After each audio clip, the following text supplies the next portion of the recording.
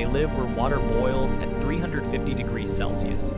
Just meters away, the pressure is 250 times greater than at sea level, enough to crush a human submarine if its hull fails. The water is black with dissolved metals, toxic enough to kill most surface life in seconds.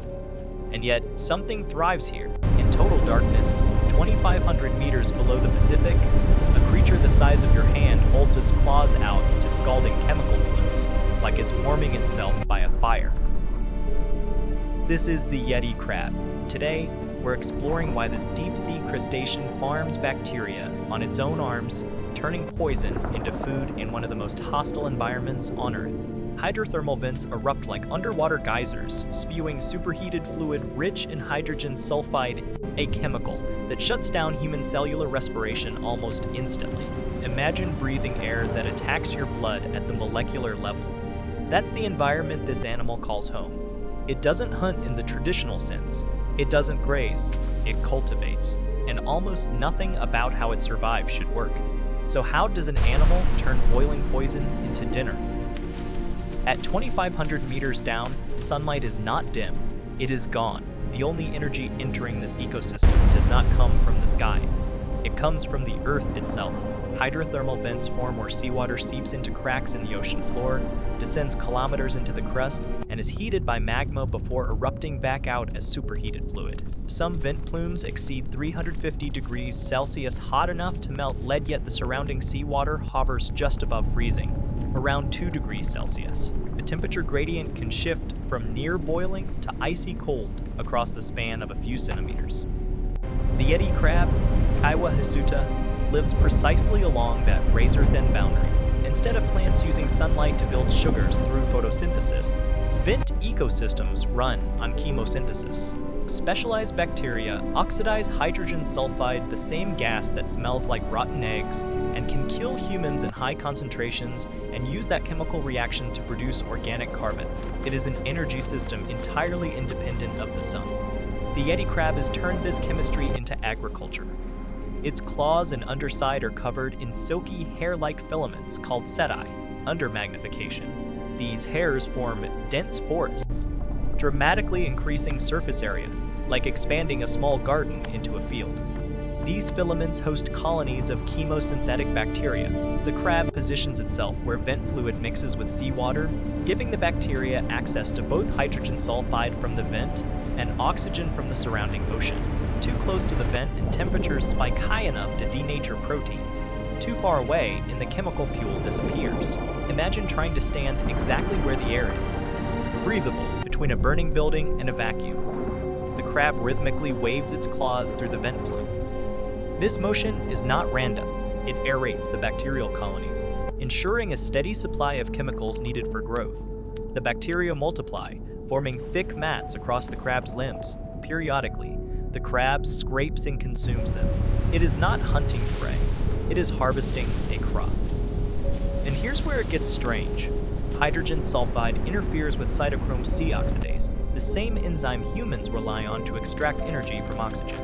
In sufficient concentration, it shuts down cellular respiration. For us, exposure can cause collapse within minutes, yet the Yeti crab operates in a chemical cloud that would suffocate a diver almost instantly. This is not mere tolerance, it is integration. The crab's survival depends on a molecule lethal to most complex life, and that raises a deeper question. If life can build food chains from poison in total darkness, how different might the rest of this ecosystem be? In 2005, a research vessel drifted over one of the most remote stretches of ocean on Earth. It was the East Pacific Rise, south of Easter Island, more than 3,000 kilometers from the nearest continent. The expedition deployed a remotely operated vehicle nearly 2,200 meters down, deeper than 2 Empire State Buildings stacked end to end. On the monitors aboard the ship, the seafloor appeared in grainy beams of artificial light, black volcanic rock, shimmering vent fluid, clusters of pale organisms clinging to chemical chimneys. Then something unusual appeared. A crab, ghost white, with claws covered in what looked like fur. At first glance, the team thought the camera had distorted the image. Crustaceans don't have fur. Mammals have fur. But as the vehicle approached, the structure became unmistakable dense, filamentous growths coating the crab's limbs. It It resembled a deep-sea caricature of a mythic creature. The scientists later named it Kiwa hirsuta. Hirsuta means hairy. Kiwa comes from Polynesian mythology, the goddess of shellfish. It was the first member of an entirely new family of crustaceans, Kiwaidae. Discovering a new family is not like finding a new species of beetle in a rainforest. It's more comparable to discovering an entirely new branch on the mammalian tree. Imagine stumbling upon a living relative of bats that no one knew existed. And that was only the beginning. When researchers examined specimens retrieved by a submersible, they noticed something even stranger. The fur was not decorative. Under scanning electron microscopes, the filaments were packed with dense communities of bacteria. Chemical analyses confirmed that these microbes were chemosynthetic, using hydrogen sulfide as fuel. The crab wasn't simply living near vents. It appeared to be cultivating them. For decades, hydrothermal vent ecosystems had already challenged biology textbooks. Since their discovery in 1977 near the Galapagos Rift, vents forced scientists to accept that life could thrive without sunlight. Giant tube worms, blind shrimp, vent mussels' entire communities were built on chemical energy, but the Yeti crab suggested something more intimate. Not just coexistence with chemosynthetic bacteria, but direct physical farming. And here's what made the discovery even more unsettling. The vent fields where Kiwa hirsuta was found are geologically unstable. Individual chimneys can collapse. Entire vent systems can go silent. Some last decades, some only years. This is not a stable farm. It is agriculture on shifting volcanic ground. Think about that. An animal evolves a symbiotic system dependent on an environment that may disappear within a human lifetime. So how does a species so specialized survive when its entire world can shut off without warning? Watch them closely, and the behavior becomes deliberate. Yeti crabs do not wander the vent field randomly. They cluster in dense aggregations around active chimneys, sometimes stacked almost on top of one another, dozens within a few square meters. In some vent systems, researchers have counted hundreds packed together as commuters, pressed into a subway car, each competing for a precise position in the chemical plume. That position matters. Too close to the vent opening and temperatures can spike above 300 degrees Celsius. At the source hot enough to warp metal, though rapid mixing cools it within centimeters.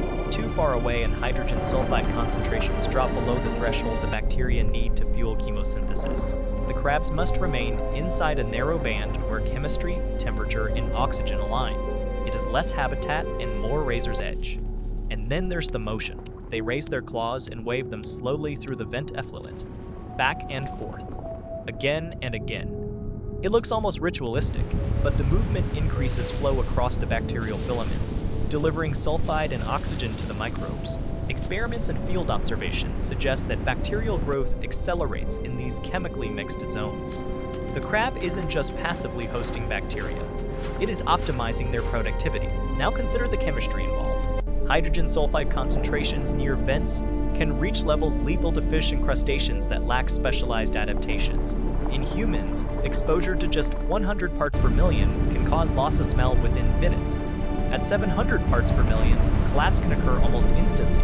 Vent fluids can exceed that. The Yeti crab positions itself in a gradient that would overwhelm most marine life. This is the moment that reframes everything. The bacteria oxidize sulfide, generating energy and converting carbon dioxide into organic matter. That biomass becomes the crab's primary food source. The crab scrapes the bacterial mats with comb-like mouthparts and consumes them, effectively grazing on its own limbs. This is not scavenging. This is livestock, and the scale of dependency is staggering. In some vent fields, stable isotope analyses indicate that a majority of the crab's nutrition derives from these chemosynthetic microbes. Remove the bacteria, and the crab loses its food supply. Remove the vent chemistry, and the bacteria starve. The entire system is a three-part equation. Magma below, toxic chemistry rising, life suspended in between. But there's tension here. These vent fields are crowded. Other species vent shrimp, squat lobsters, polychaete worms compete for space. Predation exists, even here. And vents themselves are temporary, flickering geological phenomena, which means this agricultural strategy, as precise as it is, exists under constant threat. And that leads to a bigger question. What happens when the fire beneath them goes cold? Hydrothermal vents are temporary. Some remain active for decades. Others flicker out in just a few years. When the magma beneath shifts or cools, the superheated plumes stop. The chemical fuel vanishes. Within weeks, temperatures stabilize.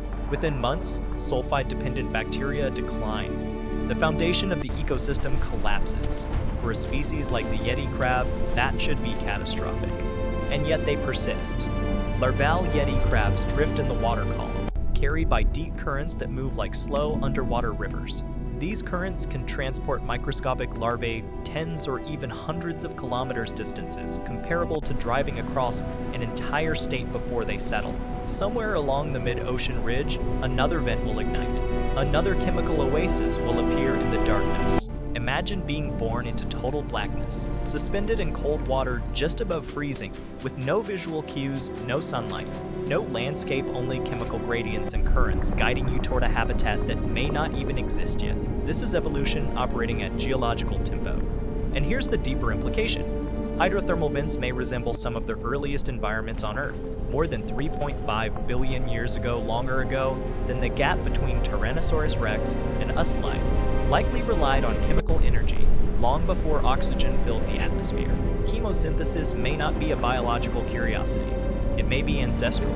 The Yeti crab strategy is not just extreme. It may echo ancient life. Here's where scale humbles us. Every breath you take depends on photosynthesis plants converting sunlight into oxygen. Remove the sun and most surface ecosystems collapse. But vent communities operate entirely outside that system. They demonstrate that life can root itself in planetary chemistry, not starlight. And we still don't know how stable these crab populations truly are. We have never observed a full vent life cycle from ignition to extinction with continuous monitoring. We don't know how far larvae can disperse. We don't know how quickly bacteria recolonize new chimneys. Entire generations may rise and fall beyond any human observation. Now imagine that first moment again, 2,500 meters down, claws raised in a cloud of toxic fluid, farming bacteria in total darkness. What looks alien is in fact deeply terrestrial. It is life solving the same problem it has always solved: how to extract energy from its environment, no matter how hostile. In the black silence of the deep Pacific, where boiling water meets freezing ocean, a small white crab continues its slow, deliberate dance cultivating poison into sustenance. And somewhere in the dark, another vent is waiting to open.